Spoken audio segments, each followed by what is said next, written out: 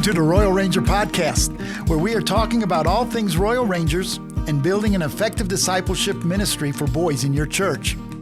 I'm Karl Flight, the National Director for Royal Rangers USA, and my co-host is John Hicks, the National Programs and Curriculum Coordinator.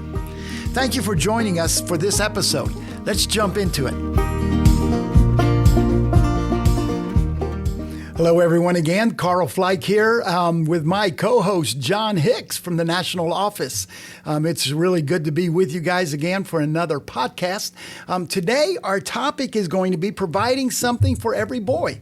We want to talk through our core competencies and then things we can do later on as far as enlisting others to help us with these topics. So let's just jump right into it. John, how are you doing? I'm doing good. I got my tea right here, my hot tea. I've got my coffee, so it's a great day. So we're actually recording out of Evangel University. Yeah. Our media center is under construction and will be for the next 8 months.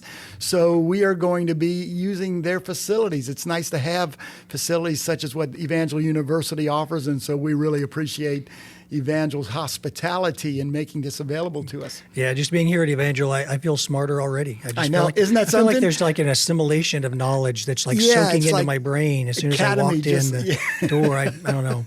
Absolutely. Hey, I need all the assimilation of knowledge I can get. Absolutely. And in our offices, of course, our offices are all under construction right now. If you go by the national office, I think my office, I don't have any walls, literally. I mean, you can literally walk from my office right out onto the new veranda they're creating for me, which is actually the roof of the new entranceway. So it's really nice. So hopefully I'll be able to put a smoker out there and some lawn furniture or outdoor furniture. Mm-hmm. I doubt that's going to happen. Hey, a smoker would be a good idea. Yeah, I'd that's have what I was brisket thinking. for lunch every day. Come on now. Yeah. There you go. Anyway, let's jump into our topic. I'm getting hungry now. And everybody else is too. Yeah. So providing something for every boy. You know, that's one of the strengths of our ministry, Royal Rangers, over the years as we used to be focused one way. And outdoor, with outdoor feature and camping and such. And that was wonderful. I mean, great resource that way. But we've also recognized that not every boy is an outdoor boy. Yeah. And likes to be outdoor. And so our vision, our mission, of course, is evangelizing, equipping, and empowering. But our vision is to influence more boys than ever, more effectively than ever. Mm-hmm. And so that required us to really be intentional about expanding what we're focusing on. Yeah, exactly. And that's an important point because, I mean, I grew up in Rangers as a kid in Rangers, and I loved camping and hiking and canoeing and fishing and all those kind of things. And many boys do. But several years ago, we just kind of realized that if we're going to reach every boy, we really have to provide a variety of activities that appeal to every boy's interest. Yeah. Because there are boys out there who have no interest in sleeping in a tent in the woods. I mean, I know it sounds odd to some of us. It's like, how could you not like that? Yes. But there are boys out there who that's just not their thing. They would love to go play basketball all day or play golf or do tennis or go to a stock car derby or other things, but camping or hiking or backpacking is just not something they're interested in. So if we're going to reach every boy, we have to provide activities for all kinds of boys. And that's where several years ago we developed this idea, this thing we call the core competencies, which is where we kind of looked at boys today and said, what are the things that boys generally are interested in, boys and men, because men are just overgrown boys. And the interests of men is essentially the same as interests of boys. We just have a little more money, have a little more capability have nicer toys. Enjoy those. Yes, we have nicer toys. Although I'm not sure about that with kids today. Yeah, I know. Some of them have better toys than I do. But Absolutely. Anyway. So we identified 5 categories of activities that we believe that boys today are interested in. That's right. And just kind of looking at those, the first one really is... Well, before we jump into that, I just want to kind of make this, and I don't know if you remember this, but probably I think it was my second year as a national director. Really, I'd become aware, years ago, we used to have a version of Rangers called Urban Rangers, which was specifically Rangers for people in the inner city. Yep. Because, the idea is you couldn't be outdoors and all of that kind of thing. And I can remember I started really thinking, do we need to revive that ministry? In fact, I found a ball cap that said Urban Rangers on it and all of that. And it was interesting because that following summer, I was actually in New York for their powwow. And while I was there, I had the opportunity to talk to some leaders. In fact, it was interesting because 2 outposts were there for the very first time. One was from the Bronx and one was from Queens. And so as I was talking with them, I thought, well, this is a great time to talk about this urban ranger thing that we're developing. And I thought I'm going to gather some insight from them of what their needs are and what we can provide and such. And as I started having that conversation with them independently of each other, both of them said to me, we don't need that. And I said, what do you mean? They said, everything that's provided in Rangers now, since we've introduced these 5 competencies, everything that we need in Royal Rangers, we already have. And so I became very aware of it quickly that the ones who we thought we were having to create some new resources for were saying, we right now have all we need in Royal Rangers to focus on, and I mean, they weren't doing outdoor camping or any of those kind because they were inner city. In fact, there wasn't a whole lot of grass where they were. So, so anyway, just a what's the word I'm looking for?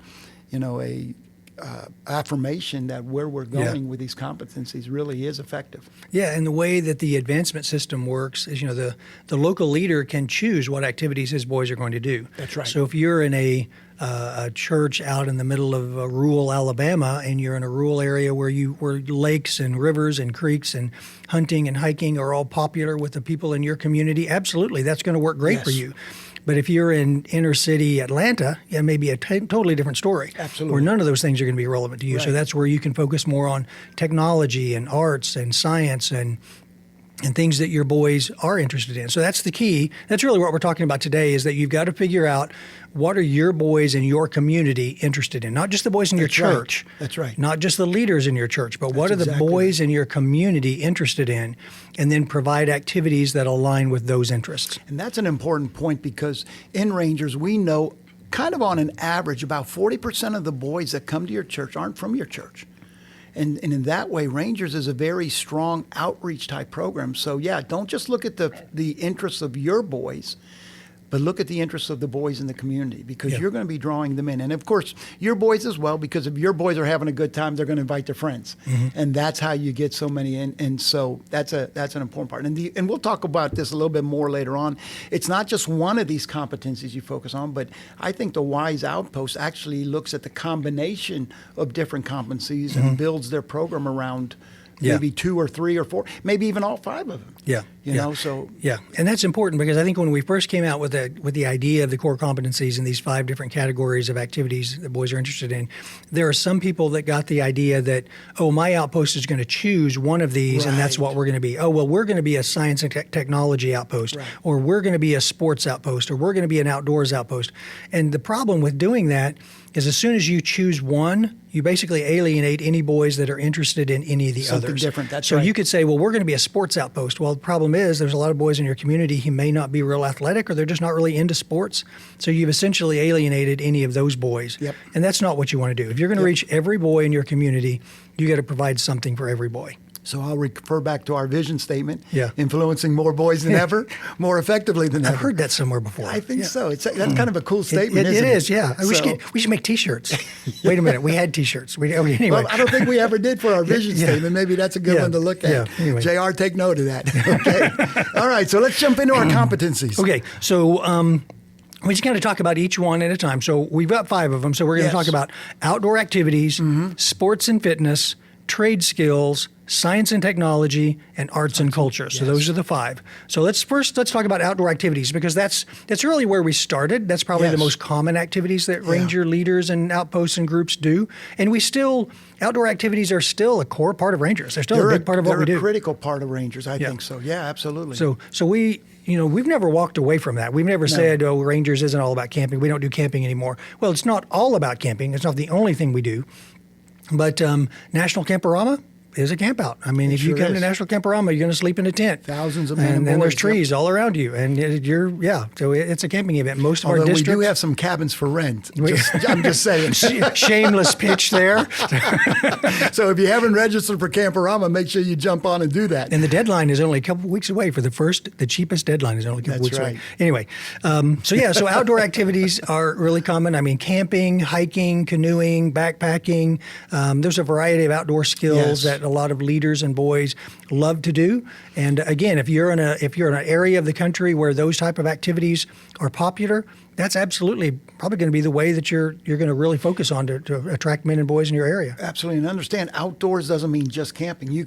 There's so many things you can do outdoors, hiking like you mentioned, Yes. and all that have nothing to do with sleeping in the outdoors, Right. or whatnot all. But the outdoors is such a critical part. Mm-hmm. I think even when of all of the competencies, I think whatever anybody does, they ought to at least give a nod to the outdoor element, because Scripture is so clear about how important the outdoors is. Mm-hmm. The Bible tells us that all of creation speaks to the attributes and the existence of God, and that's an important part that I think for every boy, even those who aren't used to being outdoors, get them outdoors a little bit.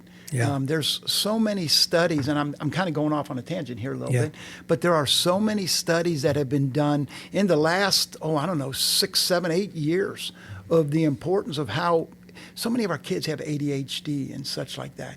And it has been established and shown over and over again that introducing outdoor instruction or outdoor time to our young people, it helps with those kind of things. Behavioral problems, all of that. So anyway, Yeah, that's kind of yeah. just a plug. I know that's not where we're going with this, but, No, but absolutely. outdoor is an important piece for our young men. It is. There's just something about connecting with God in that environment where you're surrounded by the things that He created and no man created. That's right. When you're out in the woods where you're surrounded by trees and brush and hills and mountains, and you see the sunrise coming up, and you hear the crickets and the birds, and there's something about that environment that it's like you can't deny the existence of God when you see these wonderful, amazing things that He Absolutely. created. And you find yourself right there in the middle of them. Sometimes when we live in the middle of town and you're surrounded by concrete and brick and all the things that man created, it's easy to lose sight of that. Yes. I mean, God is still there. God is still no just doubt. as strong and as powerful in the Yes. city as He is in the country. But there's something special about sitting around a campfire at night, or just being out, seeing the sunrise come up in the morning. So it's an amazing experience. But Yeah. but again, we realize that there are boys who that's not their thing. It's not what they want to do, and we want to reach every boy. So Yes. we're going to do more than that. But that does not in any means we don't intend by any means to diminish the value of our outdoor activities. True. That's true.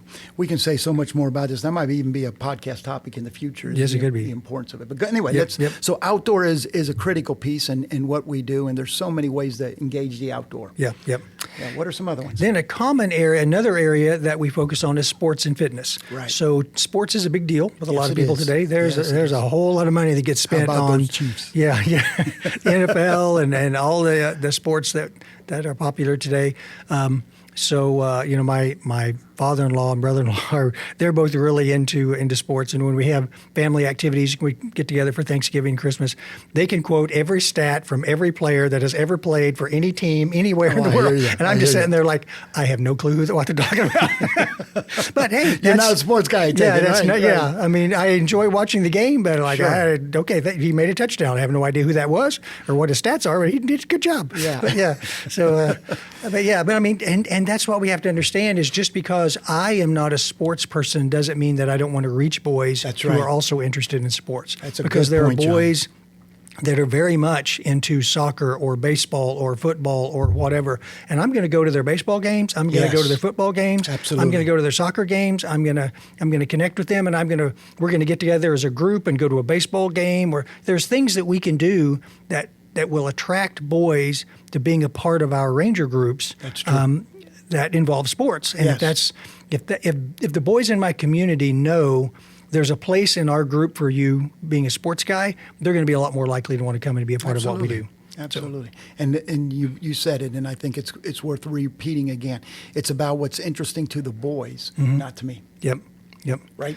And there are sports you can do that aren't necessarily physical either. I mean, not all sports are like physical. There are things like disc golf, for example. That's a popular thing today. You don't have to be a crazy athletic guy to enjoy disc golf. That's right. And there are disc golf courses all over the country, and we created a disc golf merit just not long ago.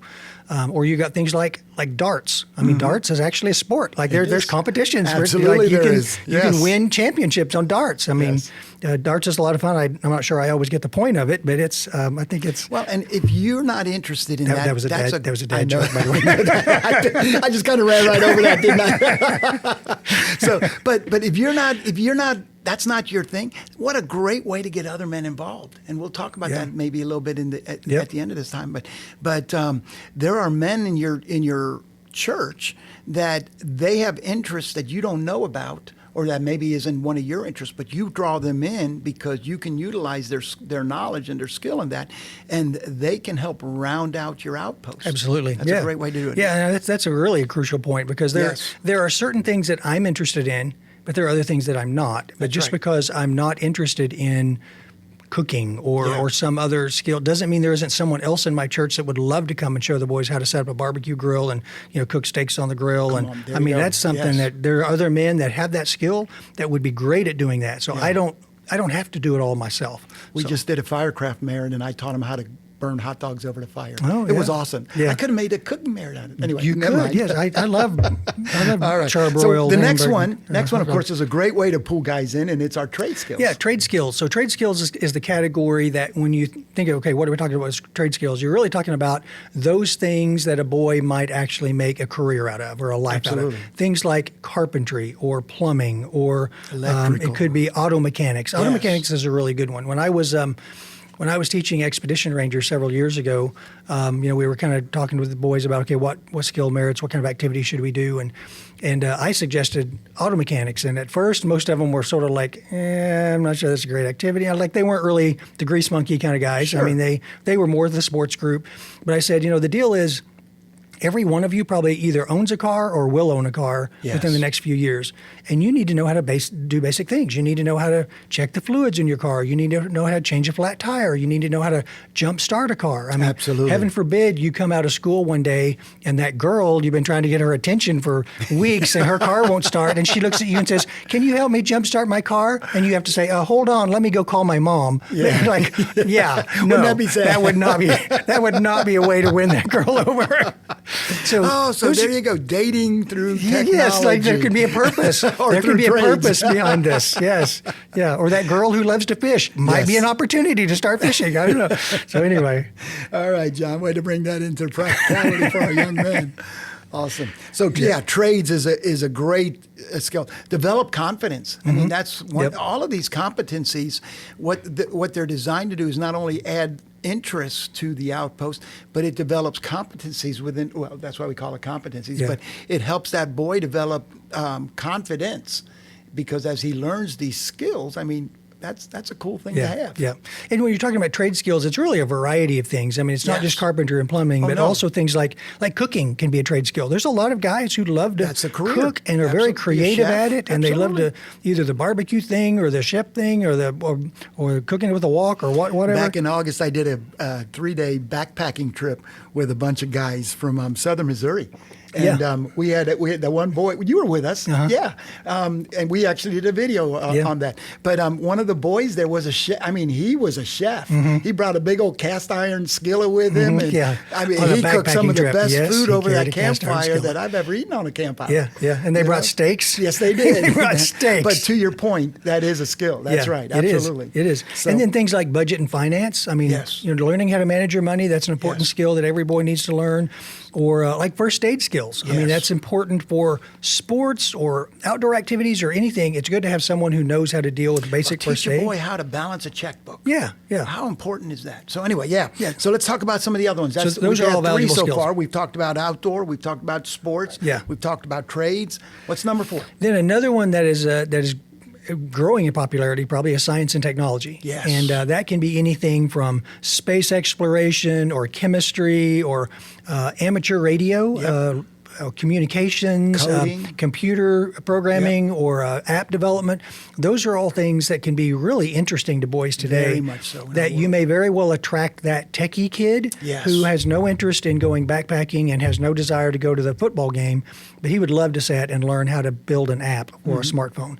And there are free platforms out there that you can use for those types of things that boys can learn so much from. Yep. So we did create we created we updated the space exploration merit a couple of years ago, and so that's a fun one to do. Or an outpost that I used to serve at with Michael at Liberty, actually used to be in the national office. Mike used to do a merit on fingerprinting, and we have a merit on fingerprinting. And you think, well, fingerprinting doesn't sound like a lot of fun, but I was amazed at how much those little guys got into fingerprinting. Well, with all the law enforcement stuff on TV, like the crime shows and different things like that, and I could see a boy who's interested in going into that element of career. Yeah. Absolutely. Yeah. So there's but to your point, everybody, I mean, there's fingerprints everywhere.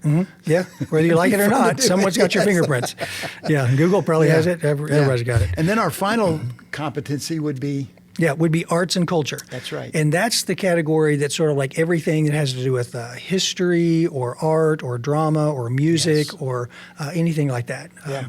So those, and that's kind of a category that probably often may be the area that many men are least experienced with and maybe most likely to be reaching out to someone for help, just because a lot of guys, we tend to be strong in the trade skills and the outdoor stuff and things like that. Sure. But when it comes to arts and music and culture, that may be something we might lean more on bringing in someone else. But again, there are men in your church, there are men in your community who would love to come in and teach the boys how to use a keyboard or how to play a guitar or how to do drama.